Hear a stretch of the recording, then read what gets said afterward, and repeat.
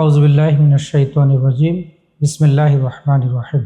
আমার সম্মানিত প্রাণপ্রিয় দাগনভূঞা সোনাগাজীর সর্বস্তরের জন্য সাধারণ সম্মানিত দেশবাসী, আসসালামু আলাইকুম ওয়া রাহমাতুল্লাহি ওয়া বারাকাতুহু।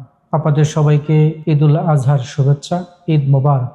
বছর ঘুরে ত্যাগ, কোরবানি, আল্লাহর ভালোবাসা এবং ঈমানের একটি বড় পরীক্ষার বার্তা নিয়ে আমাদের মাঝে ফিরে এসেছে পবিত্র ঈদুল আজহা। ঈদুল আজহার কোরবানির যে শিক্ষা আমরা পেয়েছি হযরত ইব্রাহিম ইসলামের কাছ থেকে, আমাদের যাবতীয় কার্যক্রম আল্লাহর সন্তুষ্ট এবং ভালোবাসাকে কেন্দ্র করে যেন পরিচালিত হয়, আবর্তিত হয় এবং আল্লাহর সন্তুষ্টি অর্জনের পথে দুনিয়ার কোনো পরাশক্তির কাছে, কোনো জালেমের কাছে পরাজিত না হয়ে মাথা নত না করি, বরং আল্লাহর সন্তুষ্টির অর্জনে যেন এগিয়ে যেতে পারি।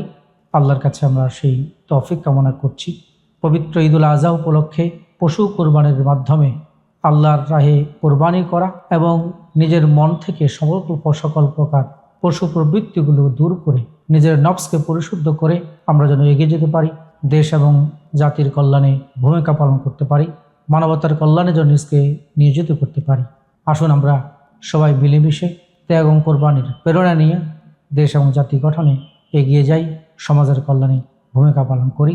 বিশেষ করে আমার দাগনভূঞা সোনাগাজীর সম্মানিত ভাই বোনদের কাছে আহ্বান জানাবো, আসুন আমরা সবাই মিলেমিশে থাকার চেষ্টা করি, মানুষের প্রয়োজনে এগিয়ে আসি এবং আমিও যেন আপনাদের যে কোনো প্রয়োজনে ভূমিকা রাখতে পারি।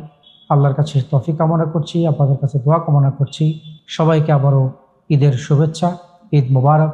আসসালামু আলাইকুম ওয়া রাহমাতুল্লাহি ওয়া বারাকাতুহু।